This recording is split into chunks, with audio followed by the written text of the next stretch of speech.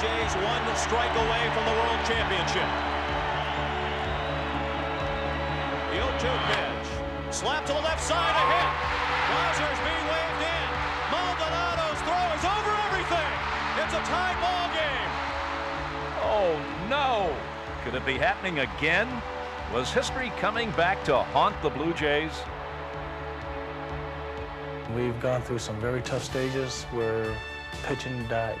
Then we got stages where the offense has died. But I think each time it's happened like that, we didn't look at it like, oh gosh, here we go, we're gonna start falling now. We just kept it going and just kept on working hard, and to me, that shows a sign of a true champion. 2-2 the score with 2 men on, 2 outs. The runners go on the 3-2 to Winfield. Down the line, a base hit into the left field corner. White has scored. Alomar comes around. The ball gets away from Gant. It's a 2-run double for Dave Winfield, and a 4-2 Toronto lead.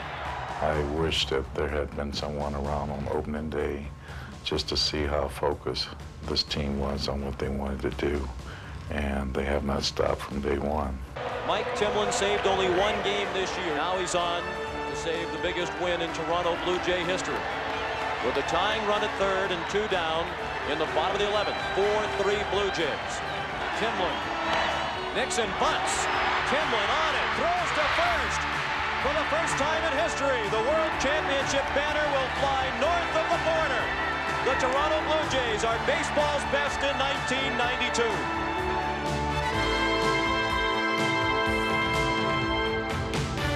Oh, Canada, the story of the 1992 World Champion Blue Jays.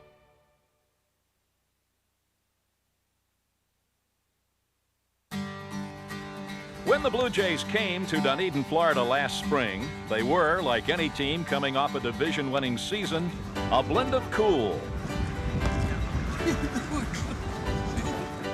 and confidence. Man in pain. And they had a lineup any team would envy. Roberto Alomar at second base and Joe Carter in right field made up the core. Then in the offseason came a couple of old pros. There was Dave Winfield, coming off an 86 RBI season with the Angels, and former Twin Jack Morris, hero of the '91 World Series.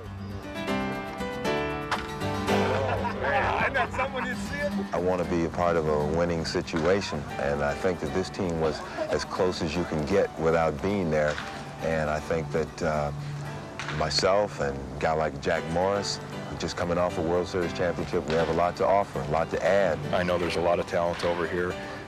My hope is that we can all kind of blend together the way we did in Minnesota and a couple years over in Detroit, and have that camaraderie that helps you have fun at the game. When you have fun at the game, winning seems to come easier.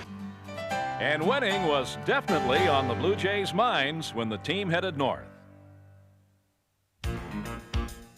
Opening day in Detroit. Right off the bat, the veteran newcomers took charge. Dave Winfield smacked 3 hits, and one-time Tiger Jack Morris cruised against his former team. Morris got plenty of support. Pat Borders doing his best to help the cause. To right field and deep, back to the wall and gone. It's 2-0 Toronto.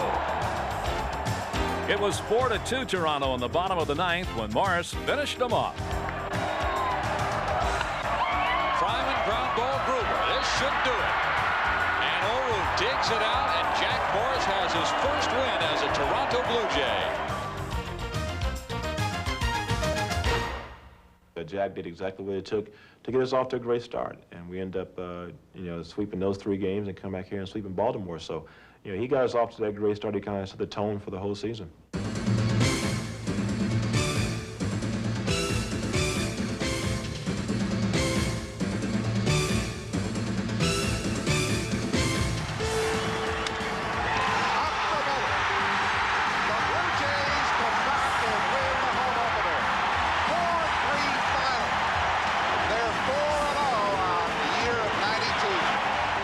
Down, and that'll do it. The Blue Jays are now 5-0, and they make it 2 in a row over the Orioles.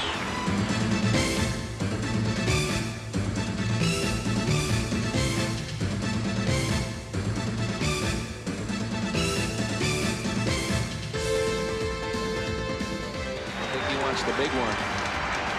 No, breaking ball, strike 3, got it. Now the Blue Jays have won a club record 6 straight to start their season, as they sweep the Orioles, a 3-game series here at the Skydome. What a start. 6 straight wins, an April record of 16-7, and 2 games in front. The Blue Jays were rolling, and so was Dave Winfield. Off to a hot start, he hit .375 in April and gave the Blue Jays the designated hitter they'd been looking for. To Toronto, Winfield was Mr. Everything. And when the Blue Jays were down, like in this May 7th game in Seattle, they knew who to turn to for help.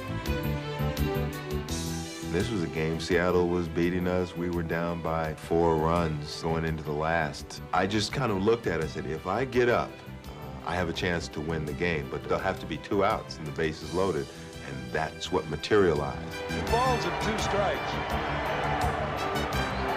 Slider belted deep to left field. Mitchell to the track, to the wall. Grand salami time. Toronto leads it 8-7. Unbelievable. I think it was the 10th Grand Slam I've hit in my career. Other people have hit more, but it was a real significant one. And to be able to come back from that deficit, that was one of the games during the course of the year that the guys felt that we can come back at any time and win. With that kind of confidence, the Blue Jays felt they were never behind the 8 ball. And at the end of May, they showed why, pulling out 5 straight wins in their last at-bat. We have a scoreless tie here in the bottom of the 8th inning. Alomar gave this a charge to left field. It's way back and gone. Home run, Roberto Alomar. Alomar gets it. Jays lead 1-0. Here is Lance Johnson. He pops it up for Gruber on the warning track, makes the catch, and there's the ball game. The Blue Jays win it 3-0. The winning run is at second base with 2 down here in the 11th inning. The 2-2 pitch to Kent. Line drive to left. Moving over Abner, running. It's over his head. It goes to the wall, and Gruber scores to win it 2-1. 2-2 tie. Bottom of the 9th, 2 out. Gruber at second and Olerud at first. The pitch. A swing and a line drive, base hit to left field. Here comes Gruber. Here comes a range throw. A slide. Safe. The Blue Jays win. Greg Myers out of sick bay with the game winner. Final in this one, 3-2. 10th inning for the Blue Jays. High ball, left center. Will it fall in? Yes, it does, and it bounces over the head of Kirby Puckett. He's headed for the wall. White's headed for third. He's running hard. He may score. Devon White hustling to home plate. An in-the-park home run, and the Blue Jays lead 4-3. Team's won 4 straight in its last at-bat. Perhaps number 5 tonight. Ground ball up the middle. Puckett charging it hard. Up with the ball. Borders is headed home. The throw. Borders is safe. A 2-run lead for the Toronto Blue Jays at 7-5. Winning the hard way was doing wonders for Toronto's confidence. So was coming to Yankee Stadium in early June with an offense that was pumped up and raring to go.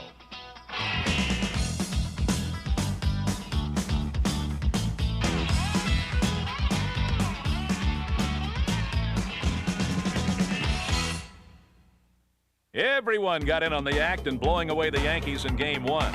But the next night belonged to the strongman, Candy Maldonado, who produced a rare Yankee Stadium treat. It was Team Larry pitching. It was fastball over the plate. And adios. Hit way up in the air to center. Roberto Kelly is going back, and it's gone. Home run, Candy Maldonado. That's a long shot to center. It felt great because I knew it was a bomb. After he found out that I had never been up in that black area, I'd been upper deck and way back in other places, but never into that black area, the black hole in center field, and it took a monstrous shot to do it. He gives us one of these numbers about his biceps, and takes a strong man to get up there. The Candyman became only the 6th player to reach the center field bleachers at Yankee Stadium. He was also becoming a busier left fielder, what with rookie Derek Bell on the sidelines. I had told him that Derek was probably going to play most of the time, and I'd get him in there when I could. And I think he was a little bit worried about not performing, and of course Derek was out a month, so it gave Candy time enough to pull himself together and get himself together, and it turned out pretty good for us. So did playing the Yankees. Toronto swept them. And then on June 11th, came home one game in front of the pack. They had to face the Red Sox and their redoubtable Roger Clemens, and that was hardly a pleasing prospect. That was a pretty big game for us because we hadn't beaten Clemens too many times, and he comes in here, I believe it was the first game that we had played them, and you know, it was a 4-game series, and Boston was looking to make up some ground because they were, you know, kind of reeling at the time. Once Joe Carter dropped this bomb on Clemens in the 3rd inning, Boston would be reeling even more. 3-1 pitch hit high in the air. This one's way back and gone. Home run, Joe Carter. Carter's blast put Toronto up 2-0 and led the way as the Blue Jays jumped all over Clemens. Not once, not twice, but 3 times in all. Finally, Winfield's 8th inning homer put a 4-0 lead into the hands of Toronto ace Jack Morris, who outpitched Clemens with a brilliant 4-hitter.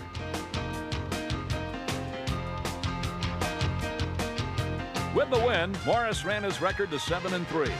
He was winning big in the first half, and so was Juan Guzman. At 25, he was fast becoming one of the league's dominating pitchers, winning 11 of his first 13 decisions. When this season started off, the 2 guys that really were carrying the load were really Juan Guzman and Jack Morris. We have a very talented staff. You know, Juan Guzman has done a remarkable job again this year. We didn't think at the end of last season that Juan was certainly a flash in the pan. He was a guy that all of a sudden he found his release point.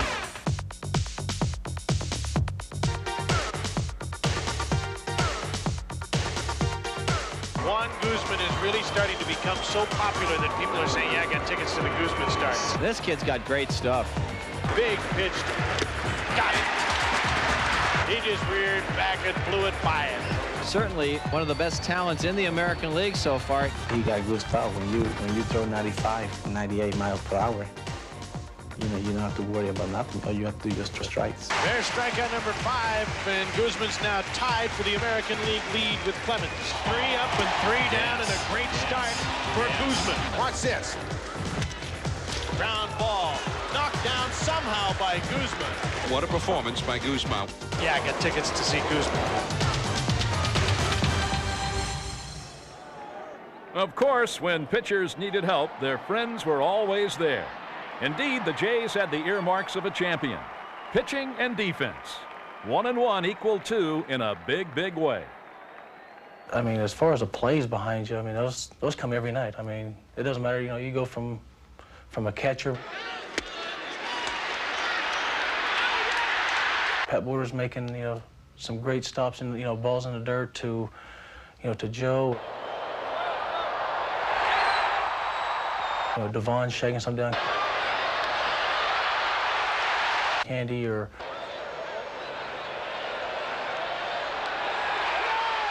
you know, Robbie and these guys diving for stuff, or John Olbert even diving for stuff.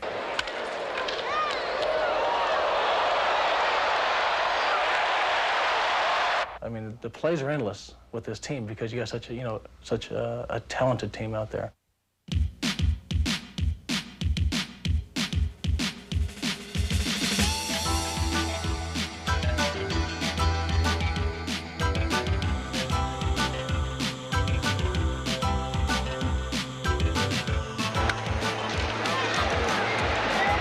Where the ball is gone. Maldonado running hard. Nice play by Manny Lee.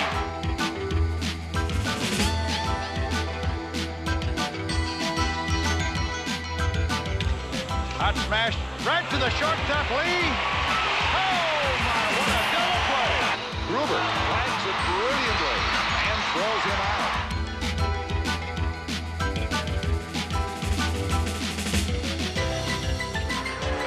Runners going. Ground ball, Alomar shovels for 1, back to first. What a double play. Well hit. Devon White going way back and backhands it. Oh, great play by Devon White. Defense came to the rescue in this Canada Day game against Texas. With the score tied in the 10th and the bases loaded, Dwayne Ward delivered. Palmero ready, and Ward with the 2-1 pitch. Line toward the gap in left center field. Bell in a hurry, and he runs it down. Great running catch by Derek Bell. The Rangers leave the bases full in the 10th inning, do not score. Greg Myers made him pay in the last of the 10th. Wants him to bunt. No bunt here. Drive to the gap in left center.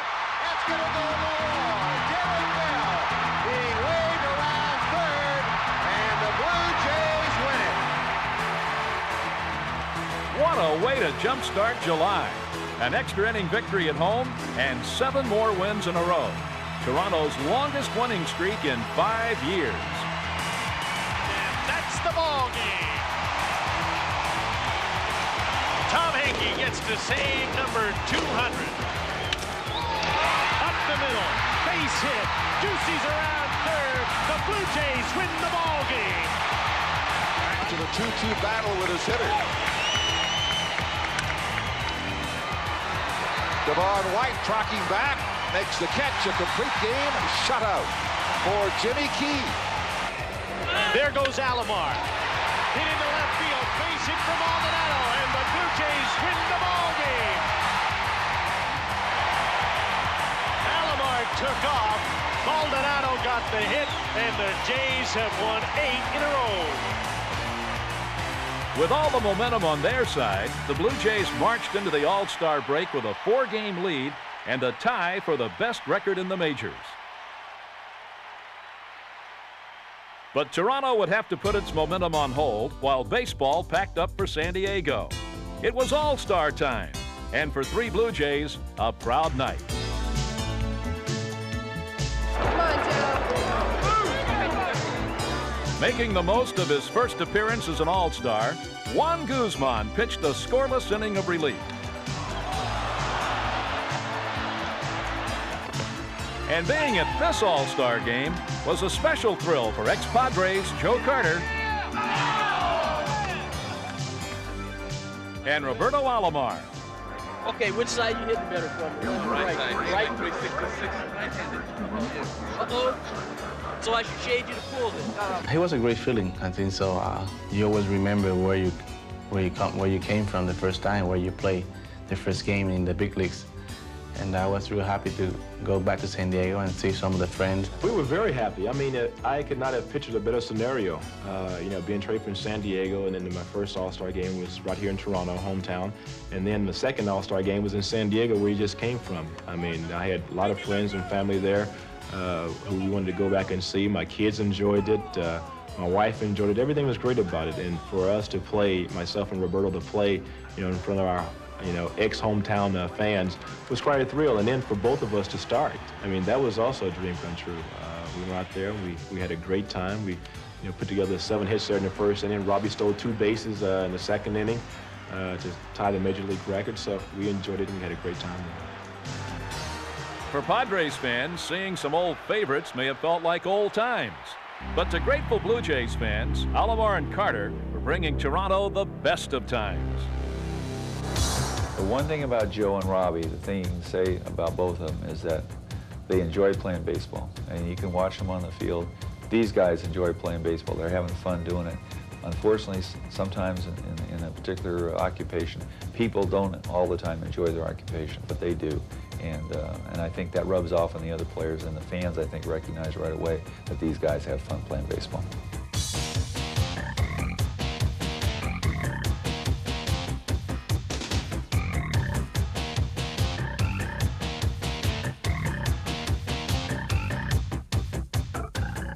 In Alomar, the Blue Jays have an outstanding second baseman who many say has become the best all-around player in the league.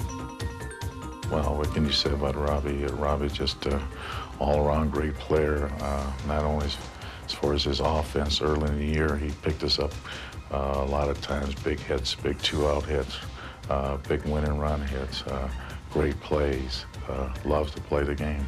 Day in, day out, he's given more than anybody else on the team. He makes the tough plays, and he gives 100% of his body, too. He never dogs it. he must have a real tough mental approach to the game. He's real tough mentally, I guess, because he comes out there and he's there to play every day very hard. No one appreciates Alomar's contributions more than those who play with him day in and day out. He's getting better and better with age. And, you know, being 24 years old and, you know, already had 4 years up under your belt and, you know, 3 as an all-star, I mean, the guy's just going to get better and better. You say Roberto Alomar and you put 3 dots beside it, you know, for infinity. He just keeps going on and on. Here's Alomar. That's why he's an all-star. Alomar goes out and just cranks this one. There goes Alomar. Takes it to second safely.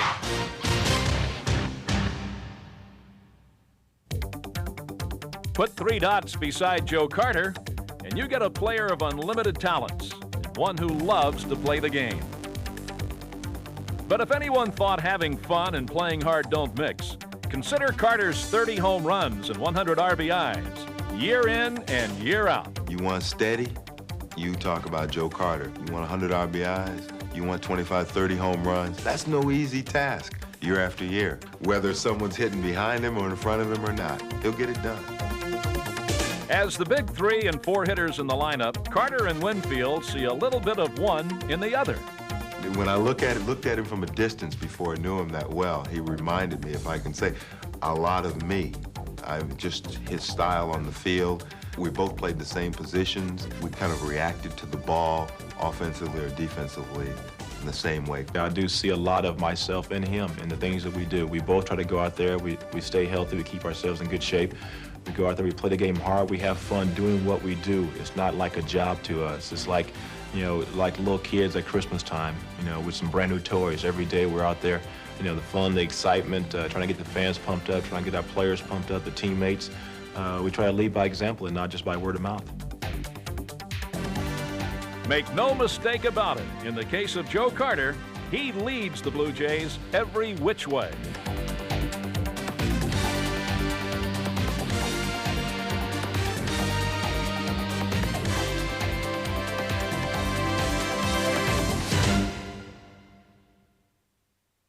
As great a year as Carter was having, he and the Blue Jays slumped after the All-Star break.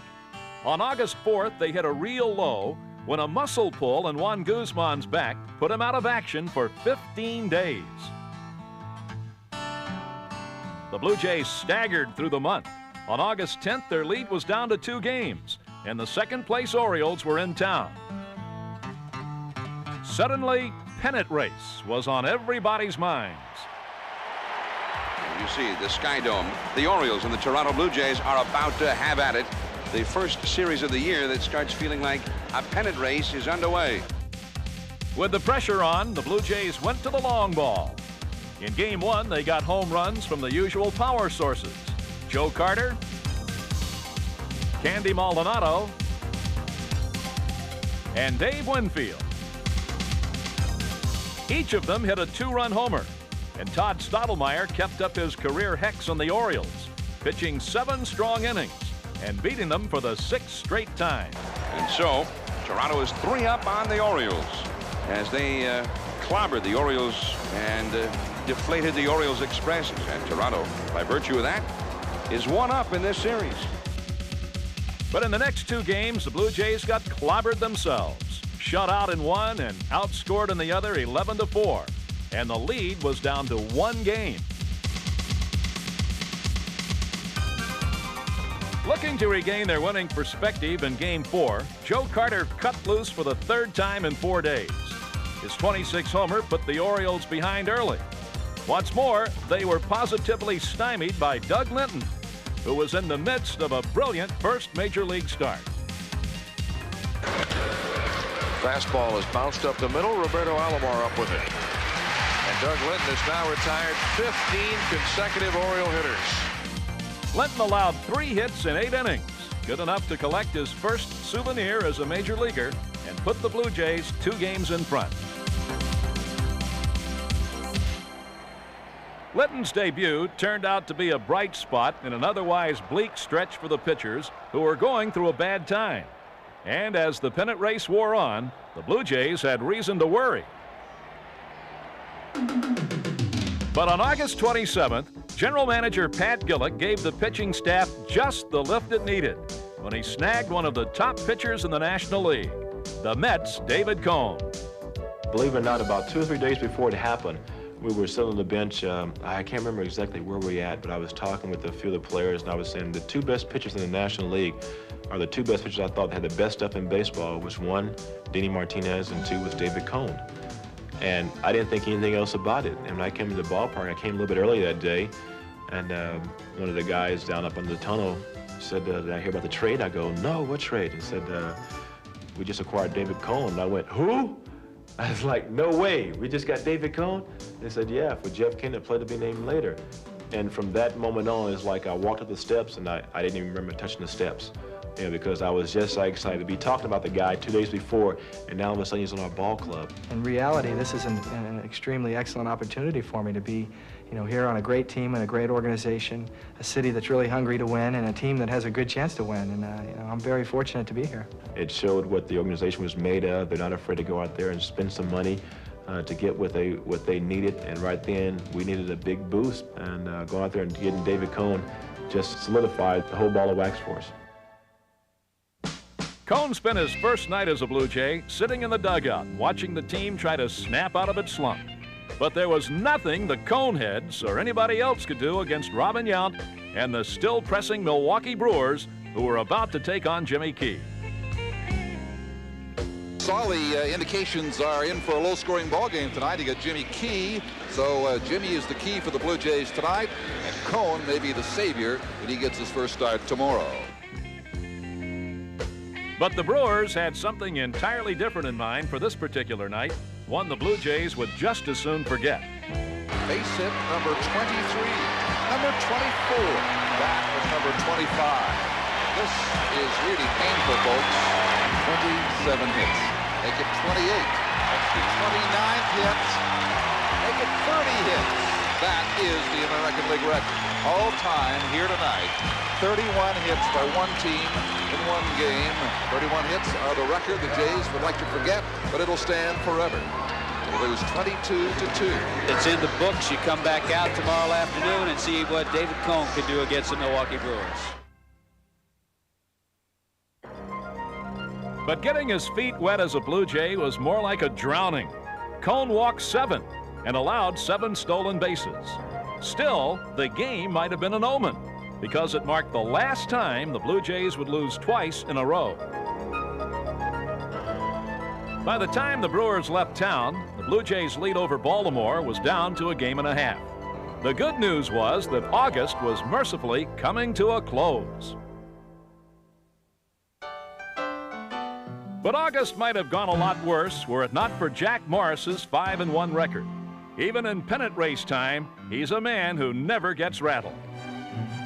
Pressure is something that I'm sure is out there somewhere, but I haven't really looked at it too much, because I found out at an early age that in our profession, just like in any other profession in life, all you can do is give it your best, and you're the only one that really knows what that is. And whatever other people expect of you is irrelevant, because you know in your own heart, in your own mind, that that was the best I had, win or lose. And it's easy for you to go to bed at night knowing that that was your best effort. He's the type of guy that goes out there and gives you innings. He never gives in to the hitters. Extremely aggressive. If there's a prototypical starting pitcher today that you'd want to pattern a young pitcher out of, it would be follow Jack Morris. Winning makes the summer go by fast, and you smile a lot.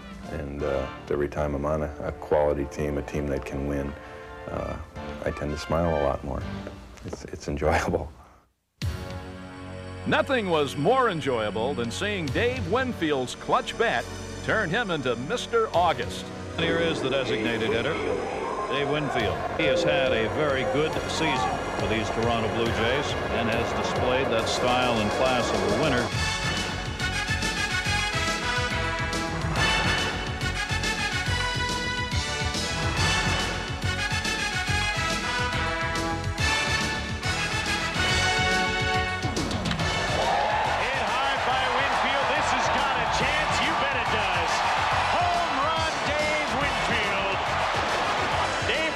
has picked up 3 RBIs on the 3-run home run, and he's set a Blue Jay club record with 32 runs batted in the month of August. We needed someone to emerge and make some things happen. We didn't play good baseball in August, and without the runs driven in, I don't know what position we would have been in today, but it was a significant month and one of my better RBI months.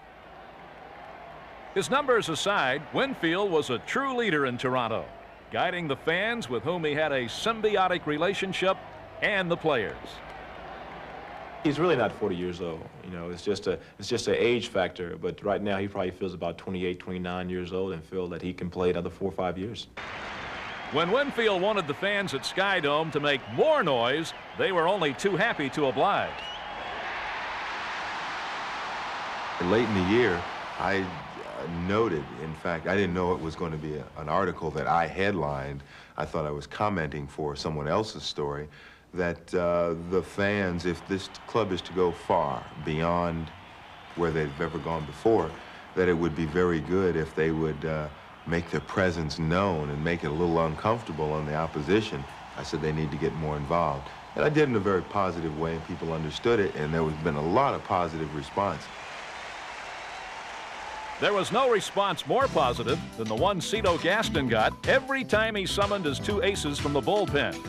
Dwayne Ward was outstanding as the setup man, at one point tossing 21 shutout innings. And like clockwork, when Ward was through, on came Tom Henke. Between them, 10 wins and 46 saves. And from July 24th on, not one blown save. While the bullpen was cooking, Toronto was having a September to remember. For starters, Kelly Gruber found a way to get back into the good graces of Blue Jay fans. They're really getting on Mr. Gruber. He wants to show him. You know he'd love to belt one right here. Line drive, left field. Back goes Tim Raines. Back to the track. Grand slam. Home run.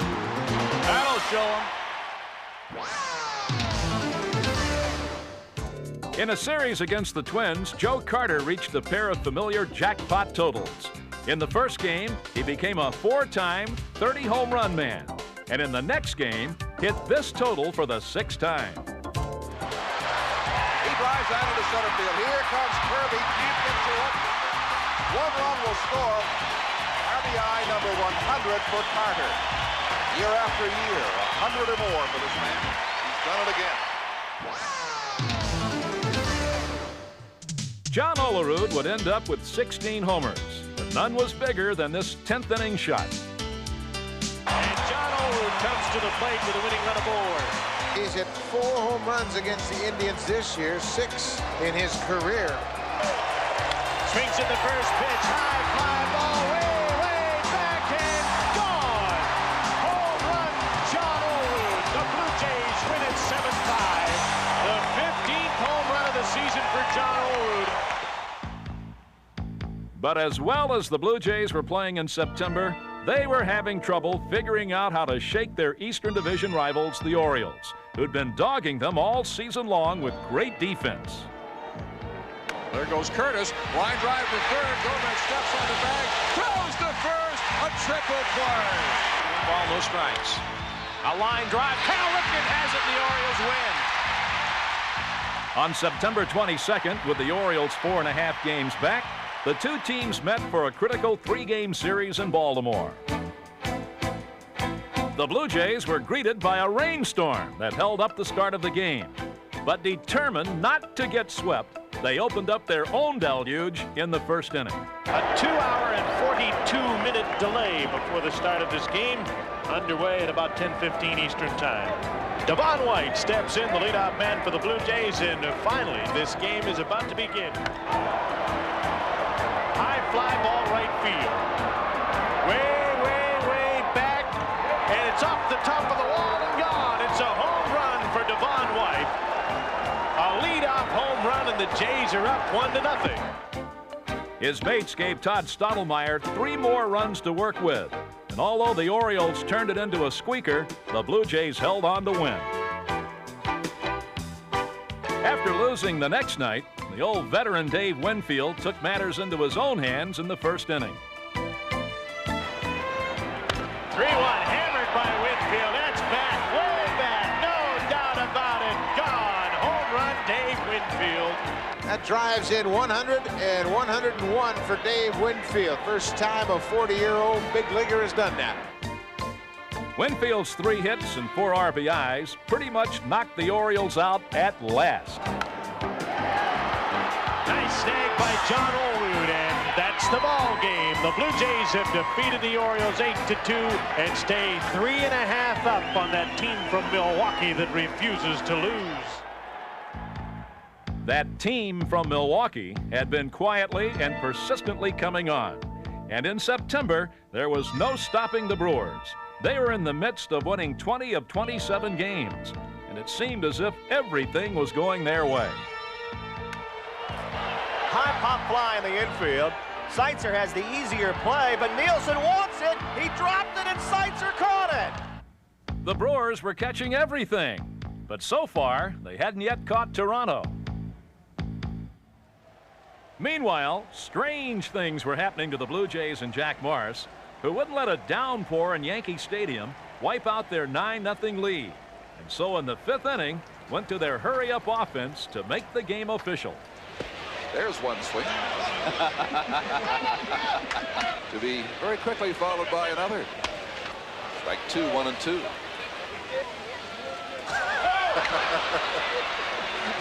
Well, that is one of the strangest strikeouts you will ever see. The game was finally held up for 2 hours, but after the rain delay, a gutsy Jack Morris completed his mission and became the first Blue Jay ever to win 20 games. Now with a week to play and Toronto's lead at 2.5, the pennant race came down to the Blue Jays and the Brewers going at it from a distance. Mattingly, shallow left, Maldonado with a catch in the rain. And that should do it. The force on Ambrosius ends the ball game. The Brewers win their 17th in 23 games here in September to keep the heat on the Toronto Blue Jays. This is lashed into right field, but there is Winfield to reach and make a fine catch.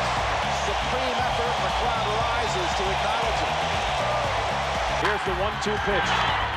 And a fly ball hit to shallow left field. Calling for it is Listash, and Listash makes the catch. And Milwaukee has inched closer to the Blue Jays. 2.5 games. Toronto lead over Milwaukee, 2 in the loss column, and it's getting close. Here's the 1-2. Hinkie to Plantier. Fly ball to left. And the magic number is 3. Line drive into left field. Vaughn makes the catch. The ball game is over, and the Brewers win it. They're 2 games out with 3 to play, and we go to Oakland still in it. While Milwaukee was in Oakland, the Blue Jays were home against their old rivals, the Detroit Tigers. Though Toronto was closing in, the Tigers were not going to make this easy. They scored off Jack Morris in the first, but the Jays came back and back and back. Looking and saying goodbye is near. A 2-run homer for Roberto Alomar. 2-1 Toronto. And hit pretty well right field. And Netherland leads the yard. 4-1 to Toronto. That's launched, and you can kiss it goodbye. The 3rd home run of the night. The Jays are bombing Gullickson. 5-1. Unfortunately, Cito wasn't laughing long. Both teams kept scoring, and going into the 8th, Toronto had a precarious 1-run lead. So on came Ward for his usual 1 inning of perfection. Then Hinkie to wrap it up. Got it. The Jays are good for at least a share of the AL East. The magic number is 1, and now that may well be in the hands of the Oakland Athletics.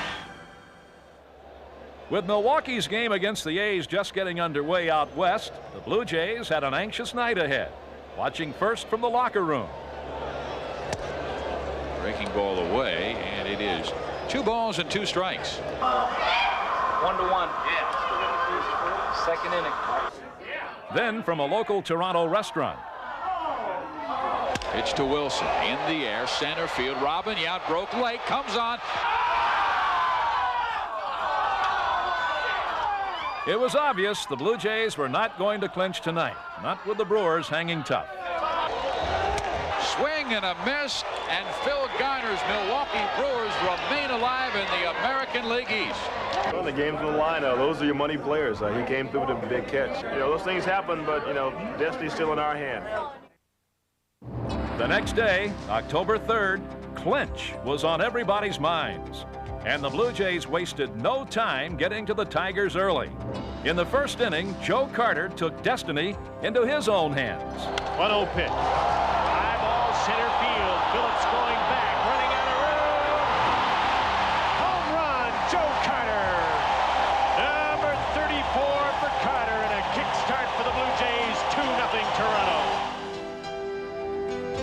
Pitching a nearly perfect 8 innings in which he gave up 1 hit, Juan Guzman wasn't about to let Detroit spoil Toronto's fun. That's all for the Tigers in the 5th. He teased them by opening the door just a little, and then he just slapped it on their foot. With a 3-1 lead, the Blue Jays would finally get the last laugh. But with Henke unable to finish, Dwayne Ward got the call. Bases loaded, 2 outs. The Toronto Blue Jays are 1 out away from the American League East title in 1992. There's a pop-up. All the road is under it. And the Toronto Blue Jays are the American League East champions in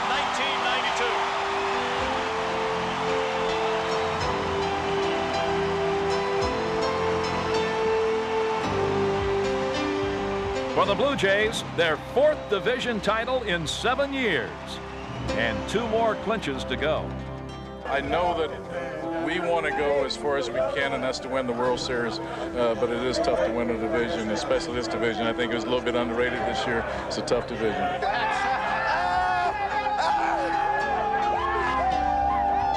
I'm a little reserved right now because I know that our job is not finished. We set out at the season, beginning of the season, to do 3 things, and we've accomplished 1 of them. We have 2 more to go, and bring on Oakland because we're playing good baseball right now, and we feel very confident.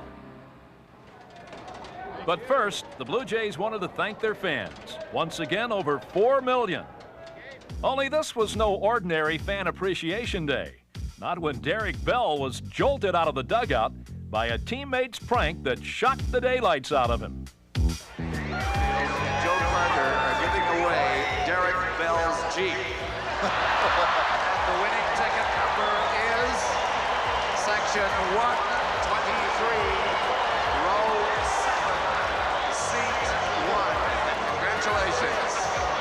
Crowd getting a large laugh at the expense of Derek Bell here this afternoon. Out came this vehicle.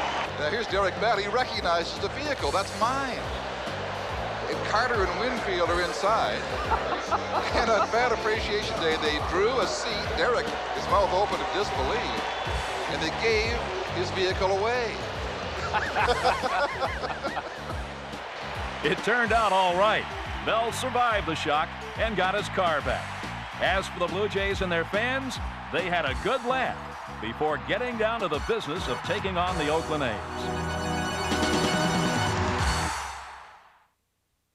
Skydome, the site of Game 1 of the 1992 American League Championship Series, which right now is about 40 minutes away. A first pitch at 8:26 tonight. It'll be Jack Morris, the ace of the Blue Jays staff, going up against Dave Stewart, a man who has never lost in the playoffs.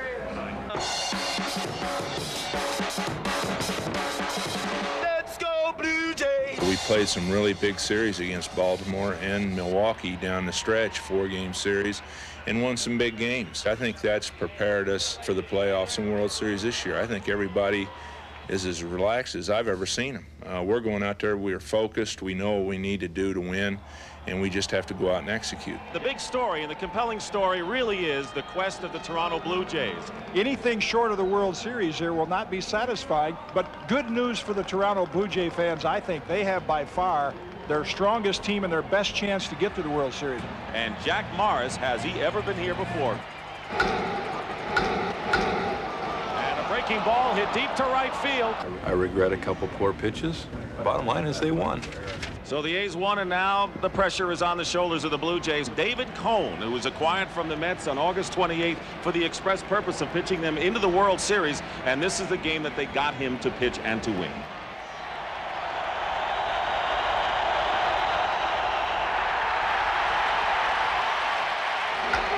a drive hit deep to left field by Gruber, way back, it's gone, a home run. And the Jays lead it 2-0. He is a hero, too. He's getting dogged all year.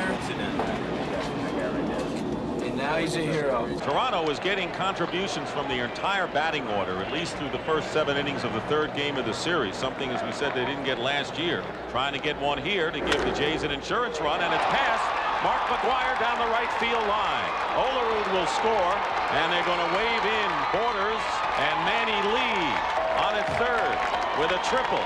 You need night guys to win a series, and that's what we're trying to, to do. Today, Manuel Lee, Candy Maldonado, and 2 nights before was Kelly Gruber. So we're putting the pressure on them because we're still ahead. So we'll see what happens tomorrow.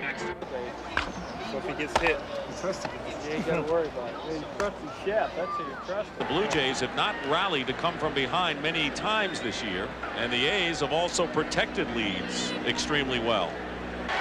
Runner at 3rd base. Alomar represents the tying run at the plate. And a drive hit to right field. Sierra going back, looking up, and this game is tied. Roberto Alomar, with his 2nd home run in as many days, has tied the game.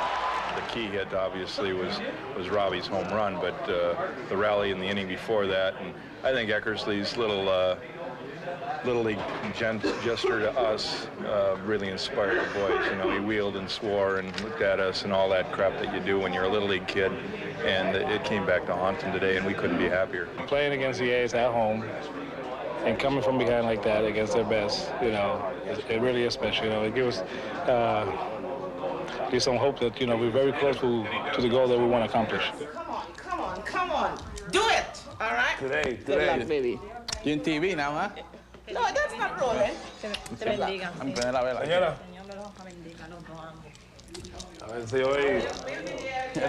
A ver si hoy puede. Me tienen a mí de cargabate, para Alfredo, me cago en 10. The Blue Jays are a team on a mission tonight because the Blue Jays are just that one elusive step away from going to their very first World Series. They lead the Oakland Athletics by a 3-2 margin. A victory today will put them into the World Series against either the Atlanta Braves or the Pittsburgh Pirates.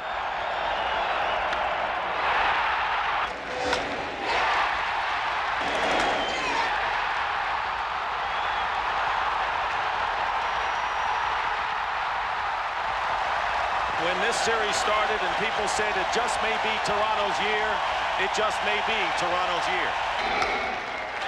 High fly ball toward the line and left. Calling for it is Maldonado, and the Blue Jays have finally won the pennant. We always had the confidence we were going to win it. You're not going to boast. You're not going to talk stuff. You're not going to, give them something to pin up in their locker room. We just wanted to go out there professionally and go after them every day. This has been a goal of the whole country, like you said. Everybody's rallied around us. We can all relish this thing together, and that's the way it should be. We had 3 goals in mind. 1 was to win the division, 2 was to win the LCS, and now the 3rd was to win the World Series. We've accomplished 2 of those, and we've still got 1 more thing to accomplish. The dream was coming true. The Blue Jays were going to the World Series.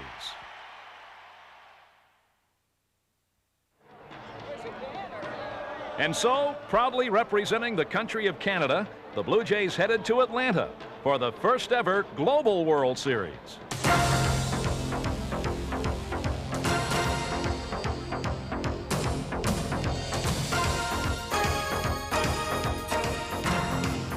Tom Glavine opened the series with a 4-hitter.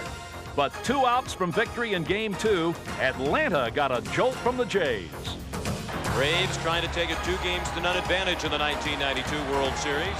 And now Ed Sprague to bat for the pitcher Ward. He was 1 for 2 in the league championship series against Oakland. Well hit to left field. To the wall, Deion Sanders. Home run, Ed Sprague.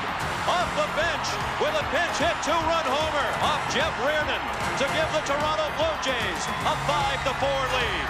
I was just fortunate enough to be in that situation and come through. I didn't think about, hey, I'm a hero or this or that or whatever. I didn't think anything of that. I was just thinking, we got the lead and we got a chance to win a game and go back to Toronto, you know, even up. But first, in a gesture of goodwill, the U.S. Marine Corps color guard wanted to make amends for accidentally flying the Canadian flag upside down before Game 2.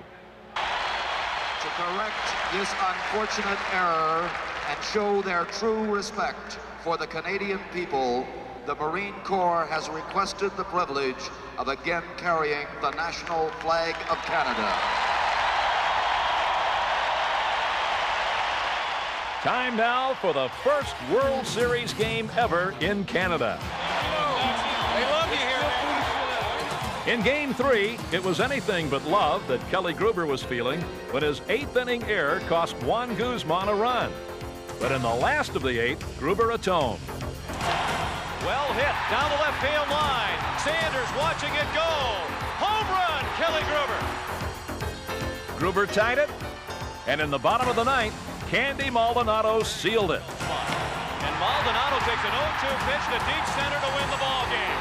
On an 0-2 pitch, driving in Alomar with the winning run. Toronto takes Game 3, 3-2. Game 4 belonged to the odd man out, Jimmy Key. In his first postseason start of the year, Key was nothing short of magnificent. Key, a longtime Blue Jay and one of their most popular players, and already they're on their feet for Jimmy Key. But with the championship on ice, Lonnie Smith's grand slam in Game 5 dashed any hopes of clinching in Canada. And the Atlanta Braves will head home for Game 6. In Atlanta, the Blue Jays came out swinging early.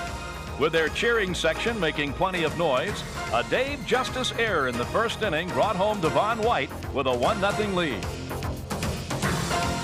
The Braves tied it, and in the 4th, Candy Maldonado untied it with a leadoff homer. Neither team could manage another run as the game turned into a tense, hard-fought affair.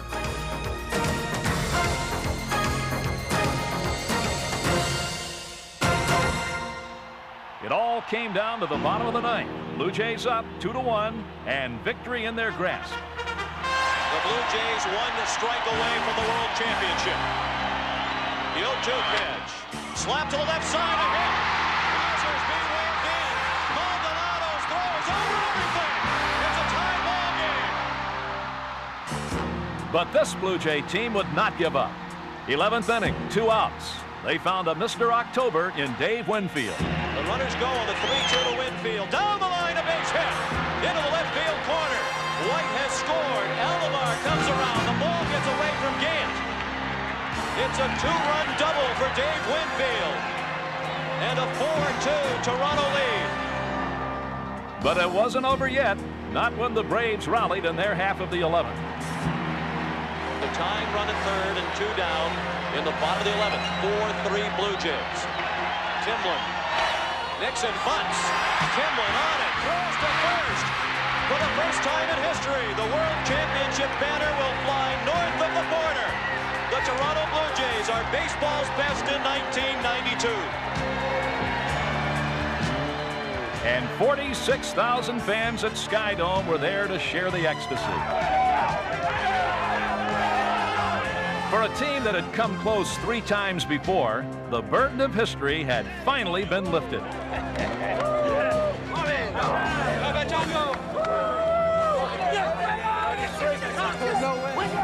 my saying. That's my World Series saying. All right, man. Hey, where the bounce on that mound, baby? Where the bounce off it, baby? Hey, baby. You told me. Better take your time. I knew you was gonna do that. You gotta get hit and take it. Woo! Come on, Margo. That was easy.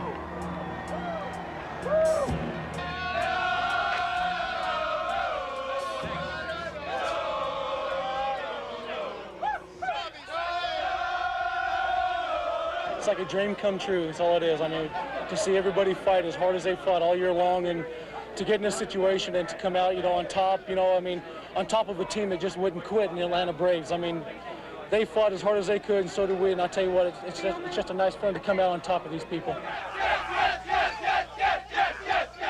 In Toronto history, I'm always going to be there because that last out will always be shown.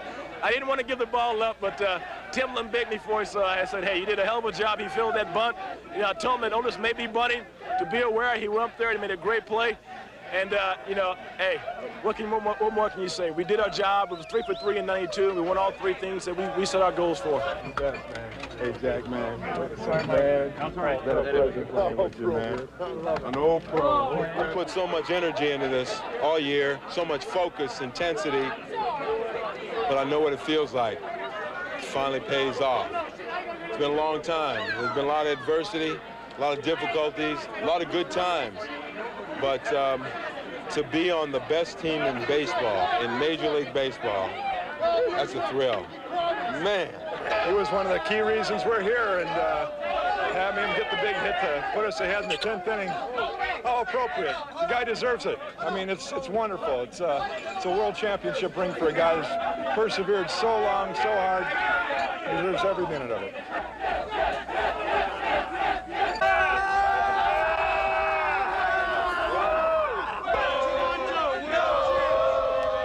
I'm in a cloud right now. It probably won't soak in on me for a couple of days, but it's a good feeling right now anyway. Thank goodness it's all over.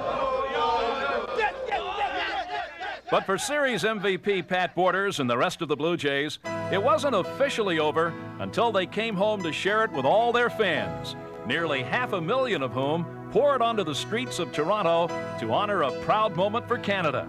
And what could be sweeter? After 16 seasons of building a winner, the Blue Jays were world champions. I had a wonderful year with the boys, with the city, with the fans. All I want to say is thank you all. You all deserve it. God bless you. And like they're talking now, gotta do it again. See you then. Although it may be true that people on this stage are either American or Latin American, we still feel the pride of Canada. We see the flags. You don't have to be Canadian to feel that pride. Don't ever change. Thank you very much. You people follow instructions well, because halfway through the season, Mr. Winfield said he wants noise, and I tell you what, you've been giving noise ever since then.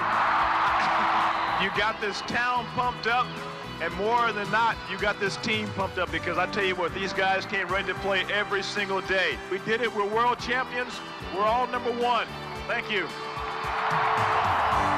Let's hear noise. Winfield wants noise. All right. I want to thank everybody. This has been beautiful. We hope to do it again, but I'll leave you with one last thing. If you'll all turn around, right above the Jumbotron, unveil